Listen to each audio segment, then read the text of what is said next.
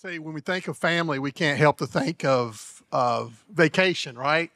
Our family's getting ready to go on vacation next weekend, and we're excited about being able to enjoy some time away with family and, partial family. My whole family's not going to be with us, but we're looking forward to spending some time together. And I know that many of you have summer plans and things going on, but summer is also a great opportunity when you're with family, especially have kids off to college and so forth. Man, what a great opportunity to get together and have quality time. It's one thing to just be together. It's another thing to have quality time. Last Sunday, we talked about family discipleship and what that should organically look like. And as I said last Sunday, I tell you, there's so many times I feel like I have fallen short over the years of being the leader that I should have been as a husband and father. And you look back and you look at your mistakes and you realize that there are things we certainly can do better. But we can't do anything about the past, but we certainly can do what we can for the present. We are given an opportunity to disciple our kids, to be an example to our spouse. And we talked about Deuteronomy 6 as kind of the key passage to this theme. It says, "These commandments that I give you today are to be on your hearts. Impress them on your children. Talk about them when you sit at home, when you walk along the way, when you lie down, and when you get up. Tie them as symbols on your hands and bind them on your foreheads. Write them on the door frames of your houses and on your gates." In other words, be intentional about any time you spend time with your family. Look at that as an opportunity to speak into their life. Look at opportunities to teach. Then we talked about Ephesians chapter 5 and an early part of chapter 6, where this text tells us what it looks like to love your spouse in such a way that it's foundational to our family discipleship. Not only that, loving your children in the right way is foundational to parenting discipleship. We have to cultivate, not just like we cultivate relationships with people in general when it comes to making disciples, we're to cultivate those relationships with our family. In fact, this past Thursday, I was in North Carolina. A good friend of mine passed away, longtime friend, had a fantastic voice. When I preach revivals, he always went with me to sing with me and so forth, and just a phenomenal man. Always had a huge smile on his face, but I just had a great time just spending time. It felt like being with family when I was back home, even though it's been 17 years since I've been able to be a part of that community. But I ran into Eddie Johnson. Eddie Johnson is, of course, he's semi-retired. He does it part-time now. But his job was to go out into the fields before planting season and make sure the soil is what it's supposed to be. His job was to cultivate the soil, to make sure that the pH levels are accurate, making sure the is fertilized well, to get the seeds ready. He was the guy behind the scenes that made sure that the cultivation took place. Same is true for you. If we're ever going to be able to plant seeds effectively in our communities, or especially in our families, we have to make sure that we cultivate those relationships in our family. We're going to talk about that today. We're going to talk about how that looks, and we're going to talk about some things. Pastors Josh and Adam are going to share some things on a practical level. We talked about verbal ways to communicate and make disciples, but there's also, especially when it comes to your family, there are non-verbal ways to disciple your spouse and your children. So the question remains, how do we do that? Which one of you guys want to start? I started last time. Did you? I did. You did that exact same head nod to me the last time I did this. So guess I was going to let you start again. It's your turn. I was going to let you start again.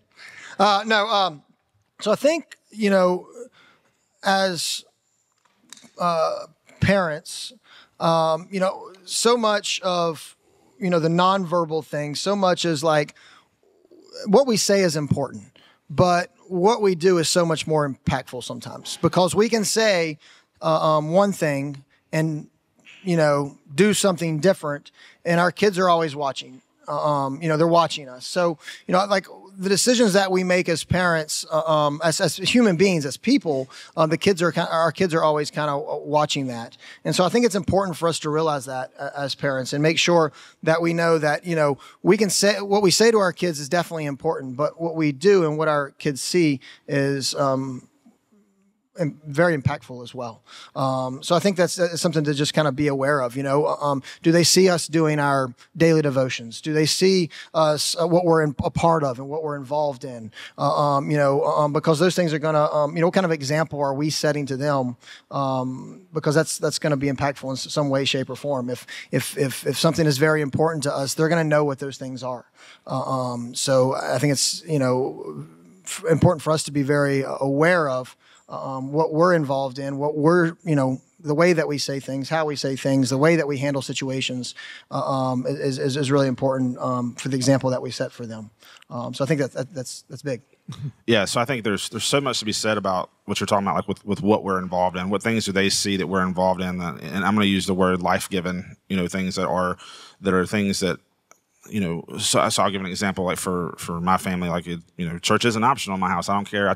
We had a conversation the other day with our kids. We're saying, I don't care how old you get, as long as you're under my roof, you live under my rules, and, church isn't an option in our house. It's something that we do together. It's something that we're a part of together. It's who we are. We are the church, and so it's going to be something that we commit to. But I think there's also something to be said about the things that we aren't involved in front of them, and so that, the important things of realizing that as a believer and as somebody I walk with the Lord, obviously it's important that I go in places that I have an opportunity to minister and to share the gospel with people. With the same token, there are also environments that are not conducive for me to be in or conducive for my kids to be in.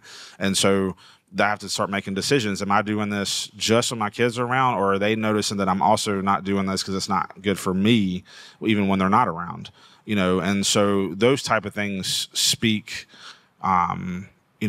life, and they speak volumes without you ever having to say certain words. Obviously, those things create conversation. They give you opportunities to have verbal discipleship in their life because of the things that you do and you don't do.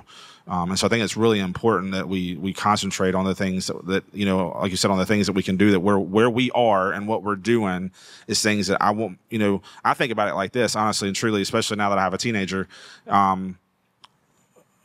Will my child want to do the same things I'm doing now when they're my age? Do I want them doing the same things I'm doing at my age? And so if I want them not to do something, then I'm not going to put them in that environment because I don't think it's healthy for them. Or if there's things that I think they desperately and need to have involved in their life, being a part of the local church being the most important, then I'm going to make that a priority, and they're going to be there because that's the true way of making an impact. Is you set a standard for their life. You help them learn how to set a standard for their life. Well, I think that's very true. What you saw about the word priority, your kids know what your priorities are. Yep. You can say that your priority is God first to them. Yep. But if that doesn't reflect in your life, then they're not going to believe that. Yep. So your kids could probably tell you what your top priorities are in your life just by watching you. So It sounds simple in a way when you think about, the things that you can do, make habits in your family that they can follow those examples. But really it's, especially in the culture we live here in America, but especially in Salem, of how there's so much priority on other things outside of church. I believe with all my heart, we discussed this before, I believe with all my heart that if you treat, as a parent, if you treat church as something you occasionally get involved in and church becomes optional, what will happen to your kids is they're going to take the next step. They're going to say, well, if it's not important enough to do it every Sunday or every week, then it's certainly not that important to me. So what happens, they go from, just like what happens in the book of Judges, it says just one generation who knew the works of God, experienced the works of God, then those who heard about it, then those who didn't even hear about it. What happens over time is that next generation is not going to do better than the previous generation. They're going to do what they saw mom and dad do. And if it's not important, if it's optional, then there's so many more things that the world has to offer to them. I'm not against, by any means, I'm not against sports, and I'm not even against travel sports, but I've had so many conversations with parents over the years have gotten frustrated when they discovered that they spent so much money, so much time on the weekends, being away weekend after weekend after weekend, just to discover that a kid decides not to do sports in college, or they certainly don't become professionals at it. And I've had conversations with parents how frustrating it was to invest all that money, all that time, all that energy, and it just be let go later on. That tells you something. That tells you something of how important it is for us to non-verbally communicate to our kids how important church involvement is. Now, I'm not saying you have to be here every Sunday, but it has to be a constant commitment. It's a difference between being committed to something and being involved in something. And when church becomes optional, then your kids are going to get away from church, period. That's just the way it happens. Why don't you speak into that? I think you found a way to balance that kind of thing. And so why don't... Well, yeah, don't get me... I love sports. Yeah. I love them all. I love, I'm going to watch 2 soccer games today, 3 o'clock and 8 o'clock, the Euro final and the Copa final. Football season is getting ready to start up, and that's exciting as well. I like watching college basketball and all that kind of things. But, I think, when you deal with sports, and things like that, and the conflictual things that happen with church sometimes, I think, at some point you've got to, make, what are you ultimately committed to? You're ultimately committed to this sport or that sport, or you're ultimately committed to God. And, I think when it becomes a problem is when you are consistently, not doing things for God because of that sport. And it may not be a sport. It may be something else. It may be, another activity. It may be, some hobby you have or something like that. I would say there's a lot of people like to travel all the time. Yeah, maybe just be traveling, But if that is taking the place of your time with God, then, and that is put ahead of Him, then that becomes a problem with anything. I think it's important for, as parents, we understand that God is leading our family, not activities or sports or whatever, traveling or whatever it may be. And if God is leading our family, then we've got to make a conscious effort to put Him ahead of other things. Right. Is there a time or two where, you miss church and stuff? Yeah, of course that happens. Things happen like that, but it's not a consistent thing in your life. Right. Where you're constantly and consistently putting, traveling or sports or any other type of thing ahead of Him. And your kids need to know that as well, that, in this house, it's God first. And then there's, there's other things after that. But they're going to know that by the decisions you make as well. Yeah. If you're missing, 7, 8, 9, 10 Sundays in a row because you're going to all these different things, you're traveling the country, or you're going to this sport or that sport, then that's going to reflect in their lives as well. So I think it's just something to be very aware of and very conscious of. And once again, these things aren't bad things, but as we know, biblically speaking, God comes first in our lives and should be the top priority in our lives, and then everything else can fall in below that.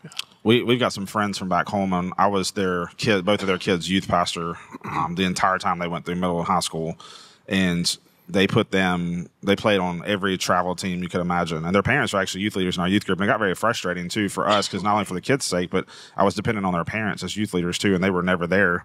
And Amber and I used to tell them, we would say, look, one day you're teaching them that church is what you do when they don't in between the seasons, or when nothing else to do. You're teaching them that one day that this is optional for them, and they were like, no, we're making sure we're doing things, and we're telling them. I said, but you're living something different to what you're telling them. Well, now both of their kids are grown. Neither of their kids are in church. They have, they're great people. But by all intents and purposes, by looking in, and what the Bible says, you bear fruit with your witness, is what the scriptures say. There doesn't appear to be any fruit in their life. So I don't know where they are with the Lord. They've got, there's lots of great things going for them, but the problem is that they are not plugged in any way to anything that is helping them grow spiritually and be closer to the Lord, and helping them walk in their relationship with God. And now and several years ago, they were asking us, where did we go wrong? We're like, we tried to tell you, like you treated church as optional, and now it's not a part of their life. That's exactly what's happened. So like for us, one of the things we did early on, and again, I'm not saying we don't have it all figured out, but one of the hard no's we put in our house was no travel sports, period. And I know that's a big thing around here, and then you're a big part of that. And you found, you're and your family have figured out a way to balance that in a way that's healthy, but I wasn't sure I could do that. And 2, I couldn't be gone all the time because of being here, and so we just said, look, this is a priority for us. And so like even with rec league sports, there was a season where we started out with Tuesday, Thursday practices, and they switched it to Monday, Wednesday. And even Kinsley said, I don't want to miss 10 kids. So we told the coach, we'll be there we can either be there before or we can be there after, you pick. We're not going to be there the whole practice, on Wednesday nights. Well, we were talking to the youth this morning, actually talking to the guys. Kendall was talking to the girls about things that consume you, right? And, I can give you the guys list. You guys can probably name them. Video games. What else, guys, was there? Food, sports, cards, shoes. All right, those are like the guys list, right? So when we talked a little bit about all those things aren't bad things, right? But when they consume you and you put those things ahead of God, then that's where they are falling in an incorrect place in your life. Yep. Where God should be first, and then there's times to enjoy video games or enjoy sports or shoes or whatever it may be, but you just have to make sure those things fall in the proper place in your life, which is so easy sometimes, especially for a middle school or high school boy, to do is let those things consume them. All they can think about is playing that video game, and all they can think about is when they can get on next and play that game or whatever it may be. But we do the same thing as adults sometimes. Absolutely. Right? Like we put things ahead sometimes that consume us. Yep. Maybe it's our work. Maybe it's, I don't know. Fishing. Maybe it's fishing. Maybe it is food. I don't know. But all we can think about is like what we're, and that consumes us. Yep. And it's not put in the proper place in our life. And that's when things get off track sometimes where, ultimately God should be first, and these other things he's given us an opportunity to take advantage of. Yeah, absolutely. There's a lot of things that's good and fine, but too much of anything can become an idol. And that's the whole point, is we can, unbeknownst to us over time, we can put so much energy and time and money into one particular thing that it becomes the most important thing, and that's when it becomes an idol. So yeah, absolutely. By the way, I wasn't in the girls' room, but my guess is theirs was boys. I'm not sure, but I'm just Kendall can verify that. Yeah. But I know that there's a lot of things that can get in the way, and I know at the same time, don't think we're saying church attendance is the number one priority, but because you say, well, I can go to you can go to church and not be a Christian. I think the devil goes to church every Sunday. He's certainly not a believer, right? He shows up in different ways. So yeah, hypocrites show up to church. I told somebody one time I'd rather sit beside a hypocrite on Sunday morning than to stand beside them in hell. Church itself, attendance and involvement itself is not what saves us. It's by grace through faith alone. But what happens when Jesus transforms your life, you should want to be with God's people. Being with God's people should be a priority. It has to be a priority. If it's not a priority for you parents, then it's certainly not going to be a priority for your kids. So it's so important that we do the right things. But even around the house, I know our kids see probably, as dads, you guys, I think would agree, our kids probably see the worst side of us from time to time. But like I said last Sunday, one of the things I've learned to do is to apologize to my kids when I'm wrong. I should never, ever act like what I just did or said was right, because that communicates something different as well. In fact, yesterday I apologized to Kendall because I lost my cool a little bit, and I apologized to her. I love her, and she's very forgiving and that kind of stuff. So things like that, I'm being very transparent, but that just happens. Sometimes you might be dead right on what you're saying, but the way you said it was wrong. And I've been guilty of that so many times. So I think that's, little things that we can do. The things we do, the habits we have, speaks volumes to our family. If we say we love our spouse, then we need to show it. And not just to them, but in front of the kids as well. They need to see that. Is there any other nonverbal ways you guys can think of? I think the spouse thing's huge, and I always say, like, one of the best ways you can parent your kids and love your kids is put your spouse, make sure they know that you love your spouse. Right. And it's okay to show them, kiss in front of them, and they don't like that. They're like, ooh, look at that, but it's okay to show your spouse affection and show them. Say, honey, it's discipleship. Come here. Giving you ideas, aren't I? That's a good idea. We went to a marriage conference. They literally told us to gross our kids out. Yeah, they did. Yeah. They told us you should gross your kids out. Well, I just think it's so important that your kids know that, you love your spouse and you care about your spouse, and your spouse, means the world to you, because they never say it, but that's ultimately what they want, because that lets them know that you and your spouse are okay, and you and your spouse are working together in this parenting thing. Well, you're setting them up for their future marriages and their future relationships, and how you love your spouse. Like I've always said, like, I'm going to love my wife so hard and I'm going to love my girl so hard that some dude's really going to have to outlove me to win their hearts, because I'm going to really put a fight up, and I want them to want to have somebody that loves them the way I love their mom. I don't always get it right. I'm not perfect at it all the time by any means. But that's at least what I strive to do. And so if we do that, we set them up on a path for a greater success if we show them how you're supposed to treat your spouse. But I think it goes so much even beyond that, in the fact that we were laughing the other day. We got new neighbors, and we kind of gave them like this preemptive thing and said, look, no offense, but we're gone a lot. Like we're not home. We came home the other week, and they're like, man, y'all really are gone a lot. Y'all are never home. But if part of what we're supposed to do as believers is to invest in other people and to build community around us, that means you got to spend time with people. So that means we've got to have people at our house. That means we've got to go spend time with people. We've got to go do things. So I think that speaks volumes to your kids and even to your spouse, but to other people around you, when you're actually making time to invest in other people and to go to dinner with other people and to have them in your home with other people and that kind of thing, so that you're building community. So one day your kids will do the same thing, because they're going to want that same type of community around them that you built and you instilled in them and in the people around you. We have people over a lot. We're gone a lot. We go out to eat with people a lot. It's probably, we spend more money on food than we spend anywhere else on anything else, because of those two things. But that communicates to your kids how important it is to build community with other people, especially people that you're walking the Christian life with, because we are trying to get better, and we get better by being around each other and challenging each other and talking about what we're going through and those kind of things. It's just, I think it's so important that we model that for them too.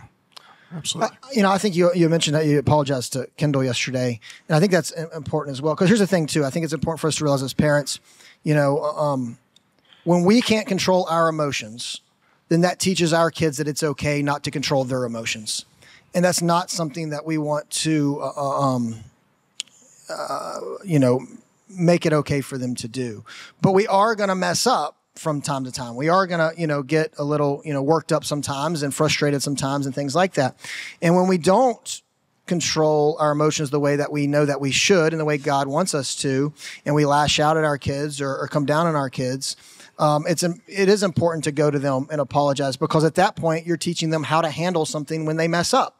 Because they're going to mess up at times. And now you're kind of showing them, okay, like when you do mess up, because you're going to mess up because you're a human being, here's how you handle that. And apologizing in the right way, in the right manner is just setting an example for them. So I think that is important, that, when we do mess up as parents, because we are going to, that we do let our kids know that, because that teaches them later on, when they don't handle a situation the right way, how they can handle that situation, how they can apologize, how they can make that situation as right as they can. Yeah, so absolutely. I think it's important.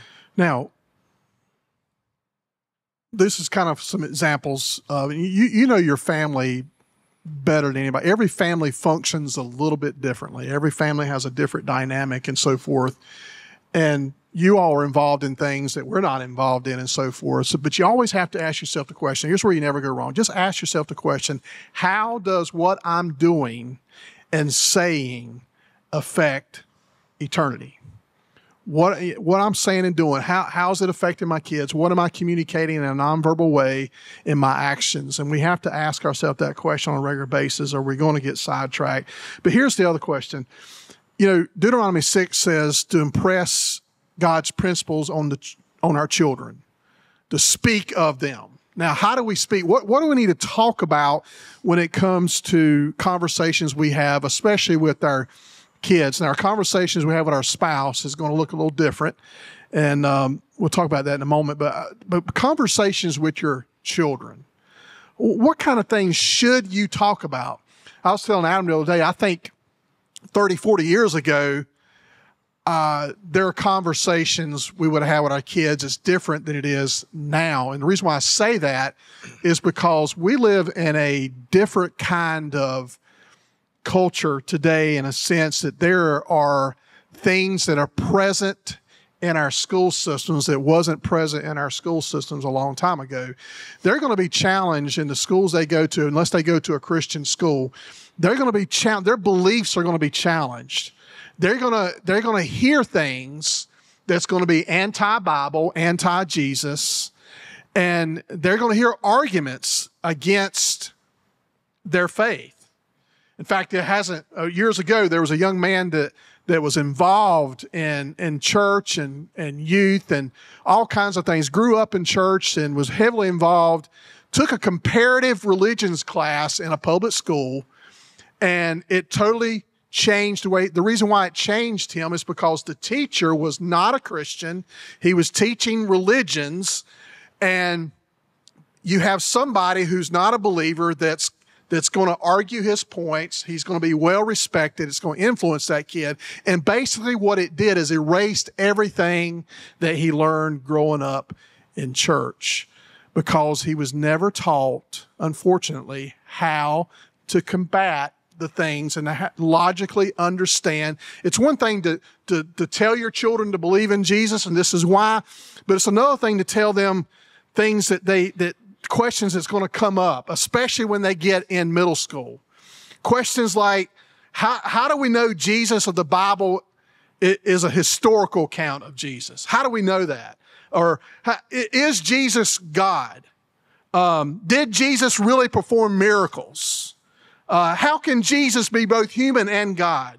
Is Jesus really the only way?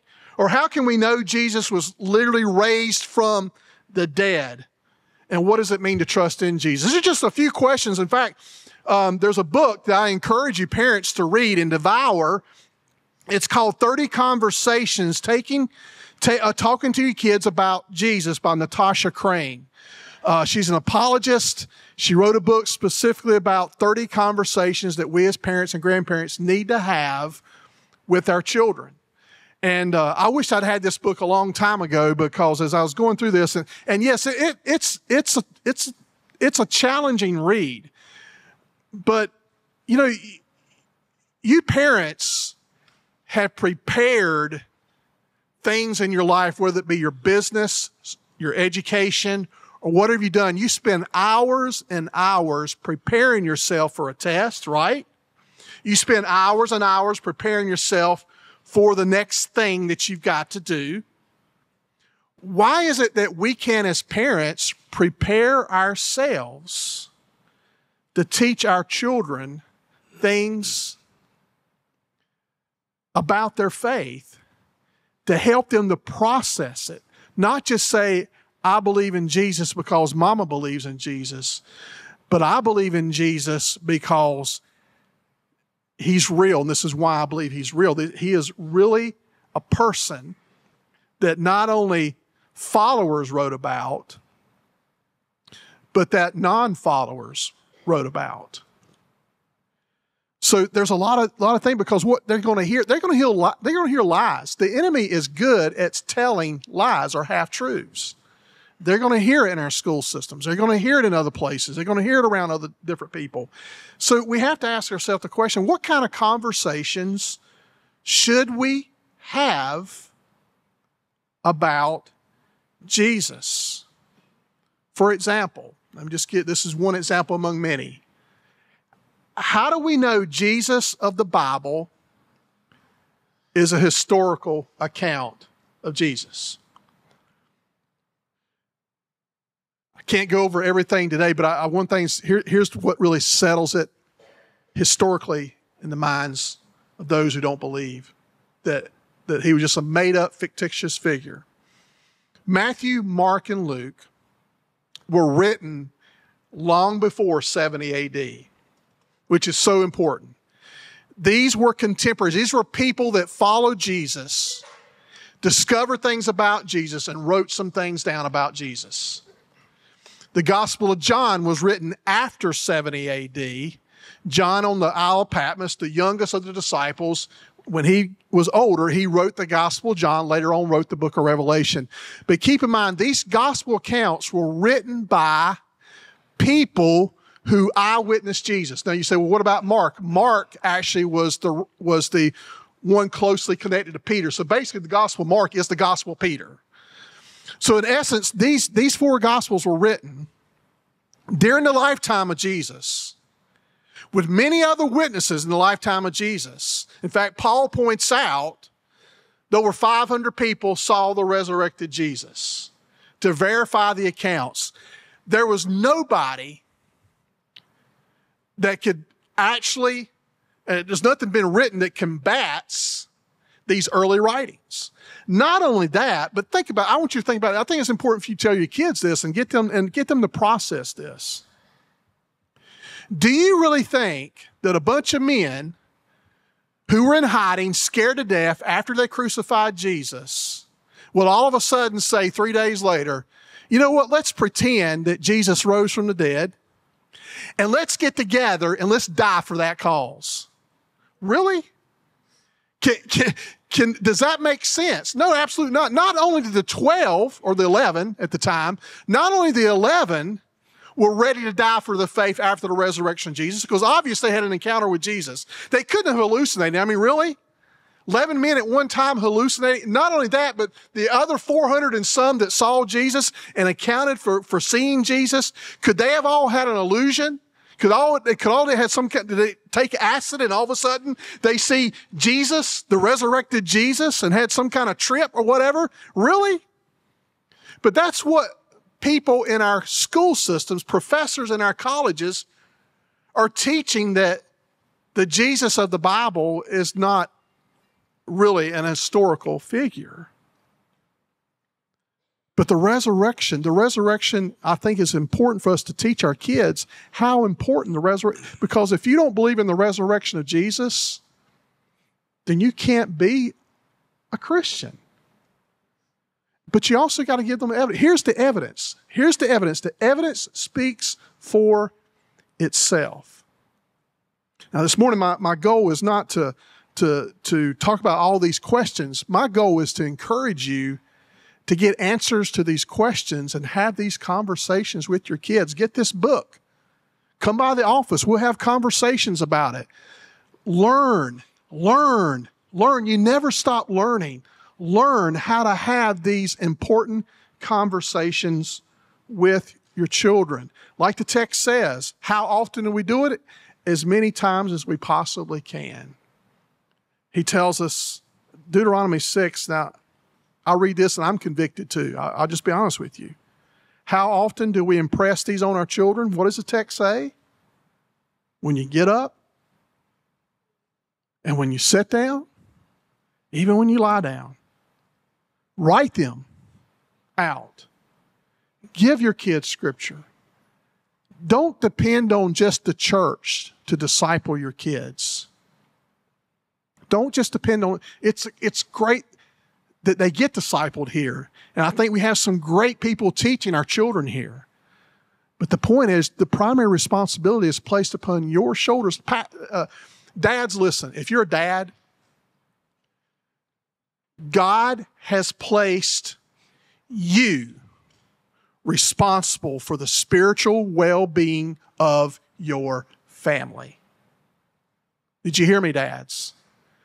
God has placed upon your shoulders the spiritual well-being of your family. Now, can the wife partner with you? Absolutely. But when it comes to responsibility, just like Adam in the garden, right?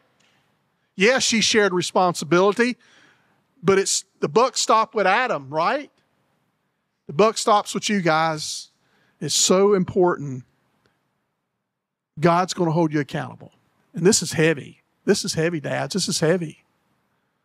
You know, it's funny how sometimes, men will want to point out, the Bible says wives should be submissive to their husbands.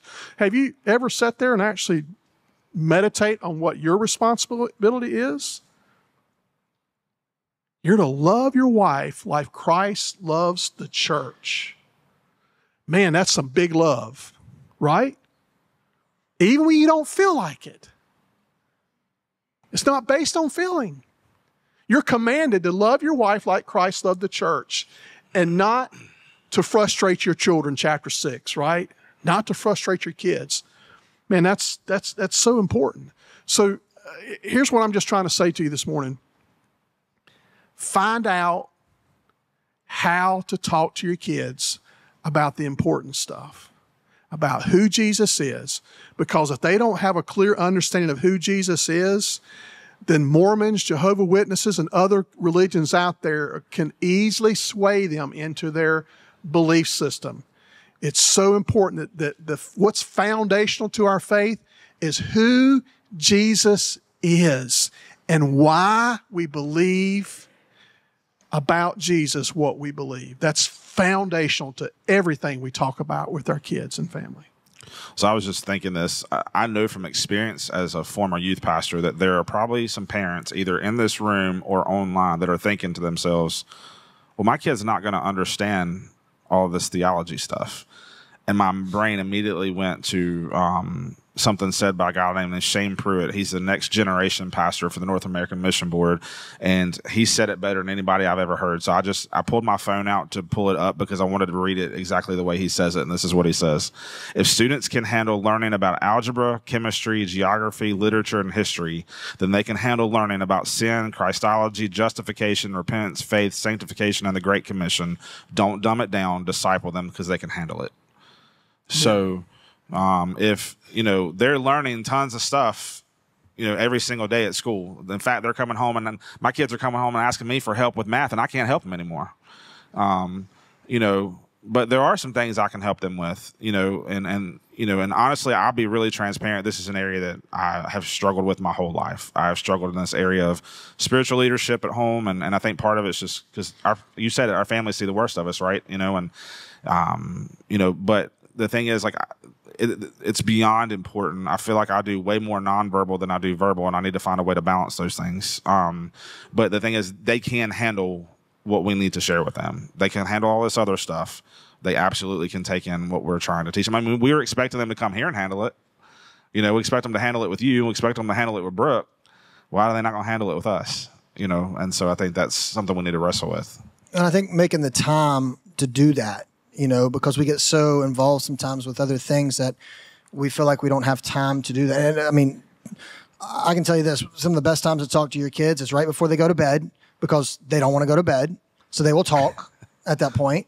Or in the car, if you make them turn the devices off. If they don't have anything to consume them device-wise, they will talk to you. Those are two, I think, prime times that you can communicate with your kids. And I think you said it really well.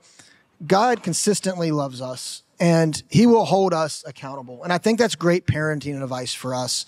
We have to consistently love our kids. We need to be consistent parents. Our kids shouldn't wake up and wonder what mom or dad they're going to get that day. We need to consistently, love them in the way that we should. But we also need to hold them accountable, just like God's going to hold us accountable one day. When we say, hey, clean your room, or, you're going to bed at 9 o'clock. If the room's not clean, guess what? They need to be held accountable for going to bed at 9 o'clock, and it's got to be reasonable things. We can't say clean your room or you're not going to get any Christmas presents this year. That doesn't make sense, right? Like that, everything else you say at that point doesn't make sense, right? So you got to consistently love your kids, consistently parent your kids, and then hold them accountable for when, to discipline them the way that they need to be, and hold them accountable when they don't, do what you've asked them to do. And you've got to be consistent at that. But that's a great example, that's the example God gives us, right? He consistently loves us. He's going to hold us accountable one day.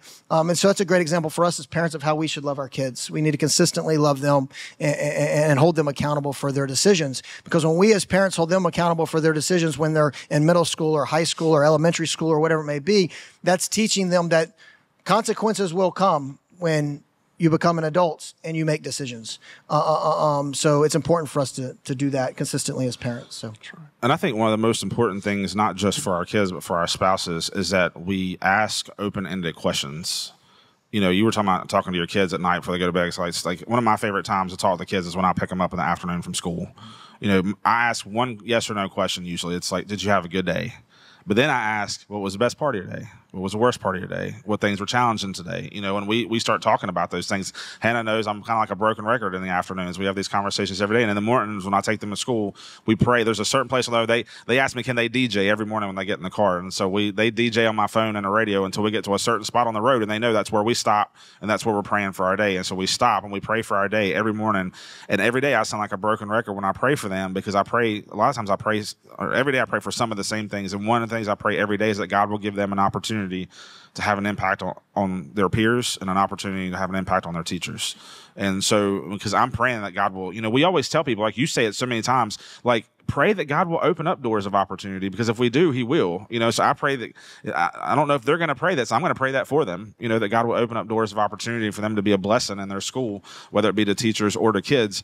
But I think when we have those opportunities to have those conversations, we've got to ask questions that make them talk. You know, even our spouses, like, you know, Amber had to work yesterday. She came home and, you know, I asked her, did you have a good day? And, you know, I could see the look on her face of how things went yesterday. And I knew how things went the day before, you know. And so I began asking other questions because I knew about some situations that had happened the day prior, and I asked how those things were panning out and what was going on as a result of that. You know, I think you've got to ask open-ended questions that allow for them to be able to process and talk, because that's what opens up those lines of communication. Because we go from that point, we go from the nonverbal to the verbal, where they start telling you these things. You don't know what you can speak into until they tell you what's going on.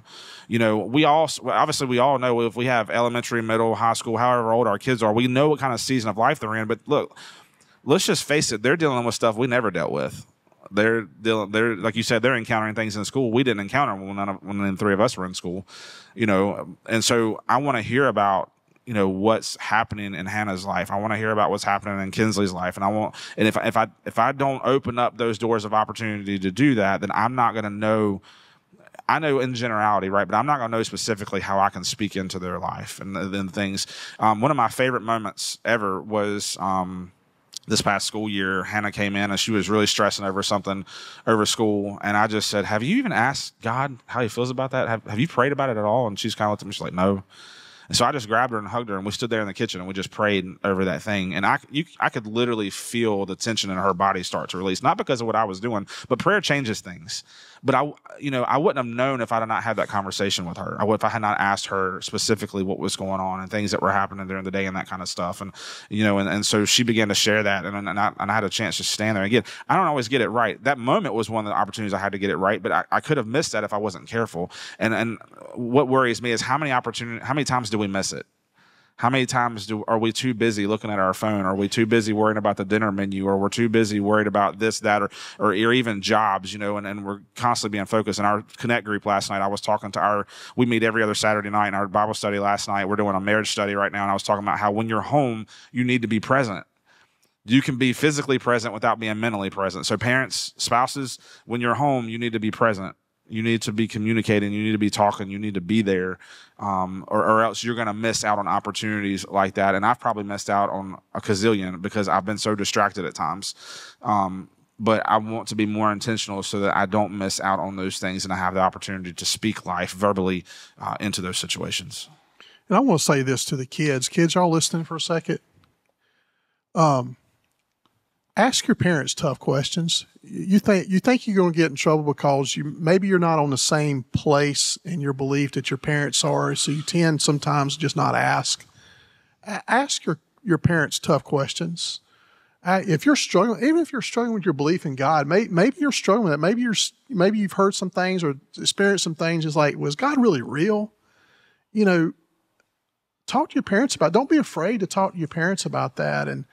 And you know, if nothing else, if they're not prepared to answer it fully, hopefully it will put a fire underneath them to spend some time, you know, making sure they help you as you're processing those things. Because I hear about it all the time. There's a lot of kids that grow up in Christian homes, go to Christian schools, and still walk away unbelievers. At some point or another, just walk away, become atheists or agnostics or whatever. But ask those tough questions. I mean, if there's something about God that you'll understand, ask your parents, have those conversations, challenge them to help you process that. And parents, it's okay not to have a complete answer, but work on that answer. You know, I know it makes us feel uncomfortable sometimes, but if your parent gets mad at you for asking a question that they don't know how to answer well, you tell me, and I'll talk. No, I'm playing. I'm joking. I don't want to get in trouble with parents. But anyway, but seriously, kids, I mean, if something's on your mind and you're struggling with something, you're having a hard time understanding something, ask your parents. I mean, there's a lot of things that right now, I remember thinking as a young kid, as a teenager, trying to figure things out, like the Trinity, for example, trying to figure that out, trying to make that make sense for me, that Jesus can be fully God and fully man at the same time, and understanding those things is foundational to our faith. It's so important that we believe, because if we don't answer those tough questions now, then somebody's going to give them the wrong answer later. So I encourage you to ask those tough questions, have those tough conversations, and feel free, parents, to call me or talk to me. Not to say I got all the answers, but please feel free to talk to me and get that book, man. It's good stuff. 30 Conversations Talking to Your Kids About Jesus by Natasha Crane. I encourage you, parents, to get that and devour that book. There's an audio version too. I've been going through the audio version as well. So if you got Audible on your phone, you can listen to that book being read to you. You know, the Bible tells us, Jesus told us, from whom much is given, much is required. Man, parents, do you realize how many resources are available to you to help you parent and disciple your kids? There's so much. And I got thinking about that.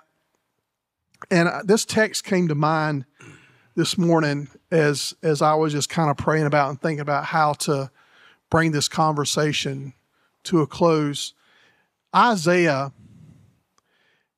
chapter 5 was talking about the sins of the northern kingdom and the southern kingdom. You know, after Solomon, Israel was divided up 10 tribes in the north, 2 tribes in the south. The south, of course, headquarters was Jerusalem, which is the holy city, the centerpiece, ground zero.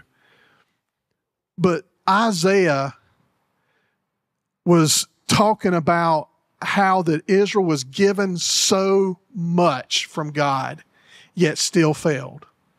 He says, I will sing about the one I love, a song about my love's one's vineyard. The one I love had a vineyard on a very fertile hill.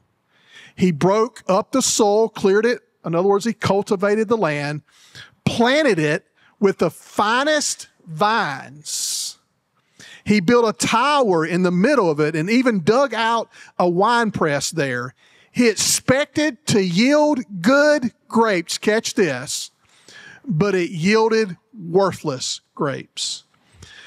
The condition was perfect for Israel to flourish, to be blessed. God said, I took you, I set you apart from the world, he told Israel. I've cultivated the land that you were to dwell in. I set you up for success. I gave you all the resources you needed to be an influence all over the world, to be strong, to be healthy.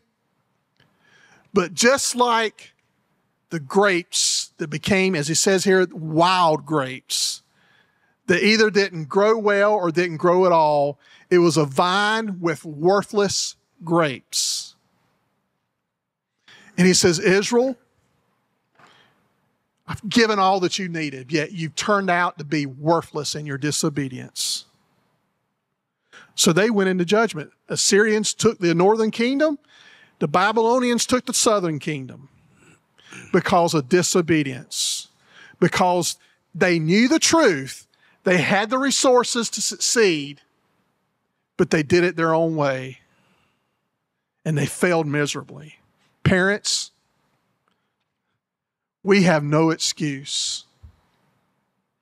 We've made mistakes, but we have no excuse. We have been given so many resources. Here in the United States, we have the freedom not only to teach our kids right, but we have resources out of the wazoo.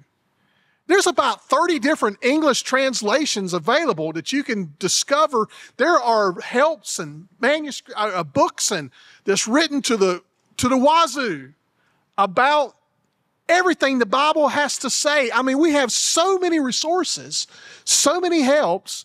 We have been blessed with so much, no persecution up to this point. Yet we have to ask ourselves the question, spiritually speaking, how healthy are our families? Guys, I'm telling you, we're going to have to answer to the Lord when it's all said and done. I'm not trying to put a damper. I'm not trying to make you feel guilty or anything. I just want you to understand that you have been blessed. You have been given so much. And for whom much is given, much is required. Let's bow our heads.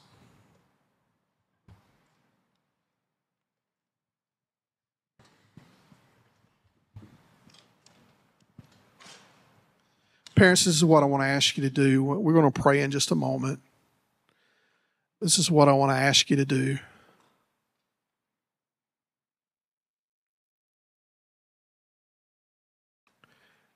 Especially the dads and granddads out there, this is what I'll ask you to do. As leaders in your home, I want you to take this moment and recommit yourself to be the dad that God wants you to be the spiritual leader. I don't mean you have to be more spiritually mature than your wife. It's just that you're going to be kind of like Joshua was in the Bible. As for me and my house, we're going to serve the Lord. Men, I want to ask you to take the lead and pray for your kids, pray for yourself, pray for your wife. If you're a single parent, just pray to God to give you wisdom and guidance. Some in here are single moms. Maybe the dad's not a Christian or uncommitted to God or whatever, and you're having to take the spiritual lead.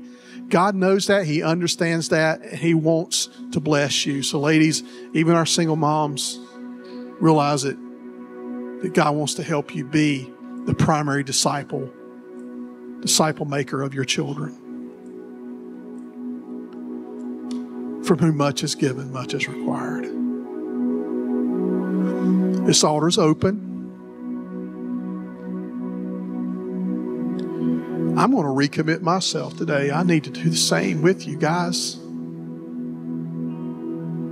Then I'm going to do better. From this point on, I'm going to be more intentional about making sure that I, non-verbally and verbally, making disciples of my kids. And moms,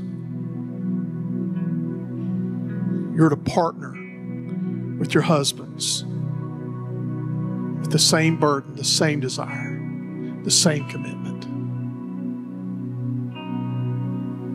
This altar's open. Would you stand with me? Guys, would you come and pray for your families, for your responsibilities, for your calling? Men, you're called. You're commanded. Moms, same thing. That you'll partner with your husbands. If you don't have a husband, that God would just walk with you, because you got to be a parent for both of them. I mean, for you got to be kind of like a dad and a mom. But come on. Come on, parents.